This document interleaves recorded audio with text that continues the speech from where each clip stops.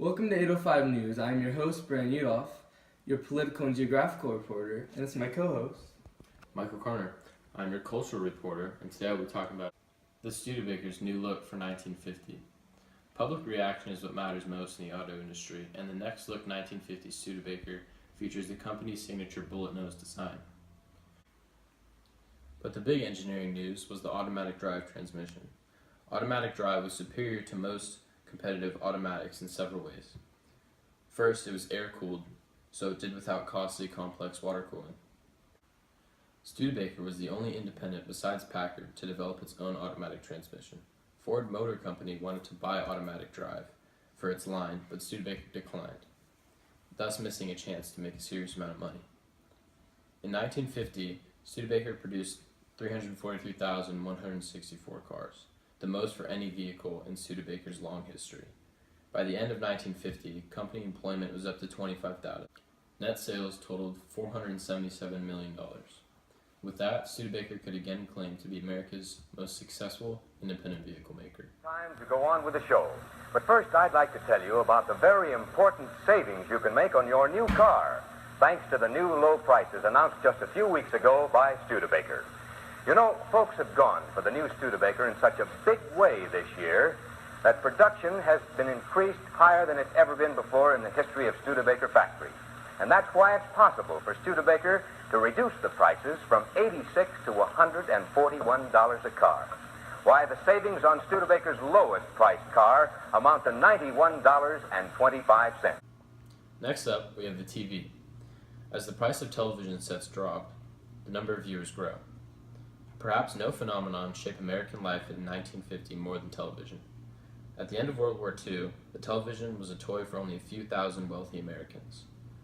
In 1950, nearly two-thirds of American households had a television. The biggest selling periodical of the decade was the TV Guide. In a nation once marked by strong regional differences, network television programming blurred these distinctions and helped forge a national popular culture. Television forever changed politics. The first president to be televised was Harry Truman. Families everywhere enjoyed sitting down and watching TV shows for entertainment. Lucille Ball's New Baby brought 44 million viewers to the show and graced the cover of the first national issue of TV Guide. TV Guide soon became the most popular periodical in the country. Americans loved situation comedies, sitcoms. In the 1950s, I Love Lucy topped the rating charts. Through shows such as Leave It to Beaver, The Donna Reed Show, and Father Knows Best, television created an idyllic view of what the perfect family life should be like, though few actual families could live up to the ideal. Television's idea of a perfect family was a briefcase-toting professional father who left daily for work and a nurturing housewife who raised their mischievous boys and obedient girls. America's fascination with the Wild West was nothing new, but television brought Western heroes into American homes. Westerns reinforced the 50s notion that everything was okay in America. Like the Lone Ranger or Zorro, most programs of 1950 drew a clear line between the good guys and the bad guys.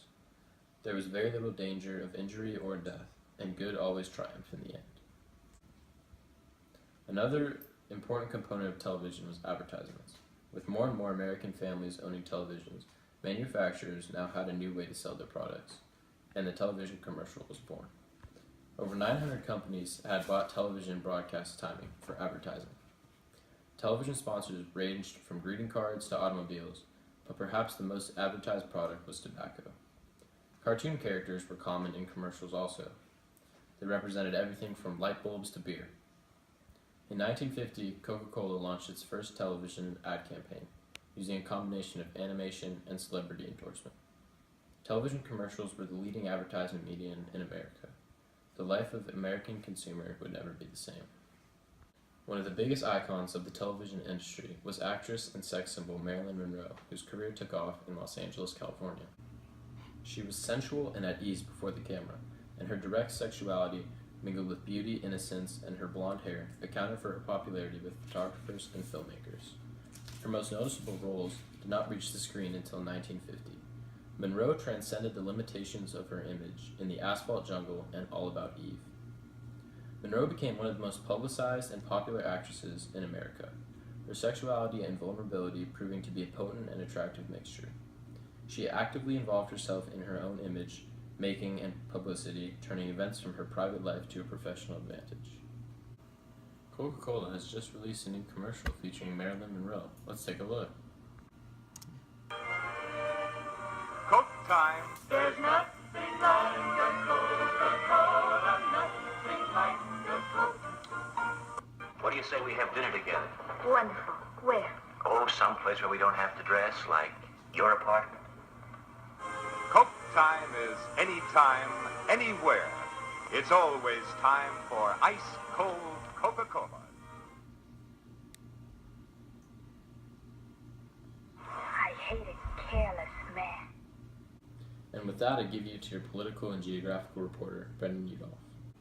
This just in, Joe McCarthy says there's a list of 57 State Department employees that were known to be Secretary of State as being members of the Communist Party, blaming the Communist Party to being the reason for the failures in American foreign policy. People around the country are questioning him because he keeps changing his number from 200 to 205, then this week 57, with lack of any evidence. Joe McCarthy's acquaintance, Richard Nixon, won California Senate with a popular vote of 2,183,454 to Helen Gahagan's Douglas 1,502,507. He won the popular vote by using the tactics of name-calling and accusations. North Korea invades South Korea. Then the U.S. joined South Korea to assist them in the war against communism. U.S. and South Korea then reach the capital of North Korea. Then China joins North Korea and pushes the U.S. and Korean troops back to the 38th parallel. The United Nations forces launched the Home by Christmas offensive, where General MacArthur orders the UN forces to move to the Yalu River. MacArthur said the UN troops would be home by Christmas, but they are attacked by 180,000 Chinese soldiers and are forced to retreat. Now let's take a look at the maps. West Virginia is where Joe McCarthy gave a speech on how communism is infiltrating the government. And the whole state of California is where Richard Nixon ran for Senate. South Bend, Indiana is where the Studebaker Corporation is. And California and New York is where the biggest audience for television was. Right here are the Koreas before the Korean War. Right here, North Korea is invading South Korea. And the U.S.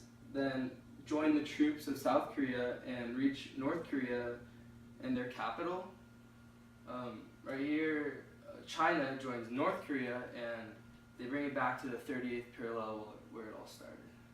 And Los Angeles, or mainly Hollywood, is where Marilyn Monroe's career took off. Now to the fire tracker. Joe McCarthy, Richard Nixon, the Studebaker television, North Korea, South Korea, and Marilyn Monroe all contributed to the fire in several ways.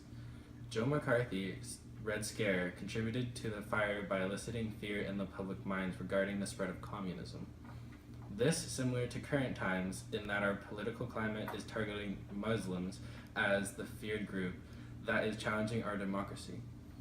Richard Nixon used political propaganda such as name-calling and accusations to further his political agenda.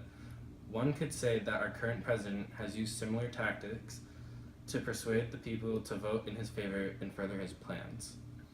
In 1950, the Studebaker car was introduced as the car of the future. It had a bullet nose appeal that was different from anything ever seen before in the automotive industry. The Studebaker is similar to modern-day Tesla in terms of its innovation and design. Comparatively, the Tesla's concept of an all-electric car challenges the way the automotive industry produces vehicles for the future. The introduction of the television into homes of Americans created a similar, quick medium in which to spread knowledge. Today's version of the television would have to be the cell phone, and how it allows people to mass communicate easily. The fire between North Korea and South Korea ironically has been reignited in recent years as we see North Korea's dictator disregard all attempts by the United States to slow down the production of their nuclear arsenal, the United States is again defending South Korea from the spread of communism. Marilyn Monroe represented an unconventional lifestyle for women. She was free with her sexuality at a time when women were taught to be very conservative. She began the sexual revolution that continues today, and most women in media are free to express themselves in a provocative manner nowadays. Overall, the fire of the 1950s represents change which is now continuing.